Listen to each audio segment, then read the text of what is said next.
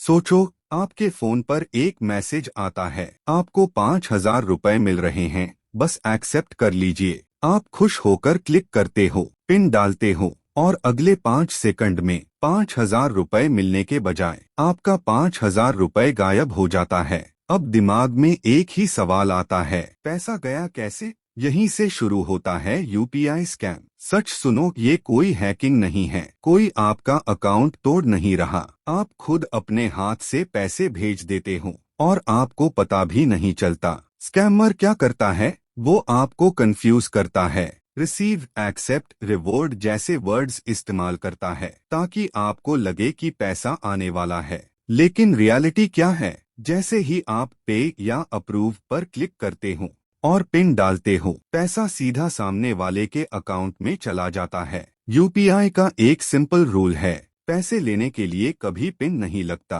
Pin डालोगे तो पैसा जाएगा ही जाएगा। अब एक रियल सिचुएशन समझो, मान लो तुम OLX या व्हाट्सएप पर कुछ बेच रहे हो, कोई बायर आता है और बोलता है, मैं अभी पेमेंट कर रहा हूँ, बस QR कोड स्कैन कर लो। तुम जल्दी में QR स्कैन करते हो, पिन डालते हो और सोचते हो पैसे आएंगे, लेकिन असल में क्या होता है? QR कोड स्कैन करने का मतलब है तुम पैसे भेज रहे हो, यानी तुमने खुद अपने पैसे दे दिए और सामने वाला आराम से गायब। यही सबसे कॉमन स्कैम है और लोग रोज फंसते हैं। अब एक और तरीका सुनो, कई बार तुम्हें मैसेज आता है, आपका बैंक अकाउंट बंद होने वाला है, तुरंत KYC अपडेट करें। तुम डर जाते हो, लिंक खोलते हो, डिटेल्स डालते हो और उसी वक्त तुम्हारा अकाउंट खाली हो सकता है। कभी कभी तुम गूगल पर कस्टमर केयर सर्च करते हो और जो नंबर दिखता है वो असली नहीं होता।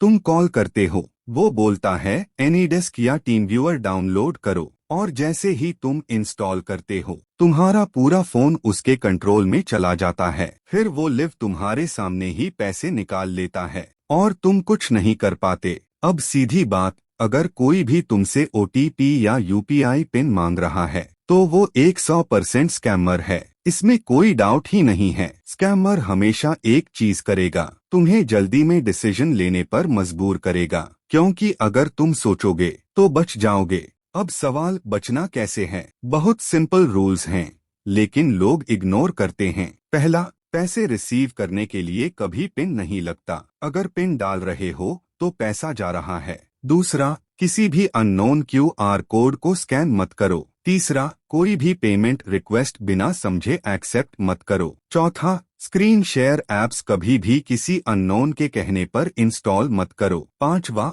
बैंक या UPI ऐप कभी कॉल करके डिटेल्स नहीं मांगते। और सबसे इम्पोर्टेंट, अगर थोड़ा भी डाउट है तुरंत रुक जाओ। अब मान लो गलती हो गई, पैसा चला गया, तो पैनिक मत करो, एक्शन लो। तुरंत अपने बैंक को कॉल करो, UPI ऐप में कंप्लेंट डालो और साइबर क्राइम हेल्पलाइन 1930 पर कॉल करो।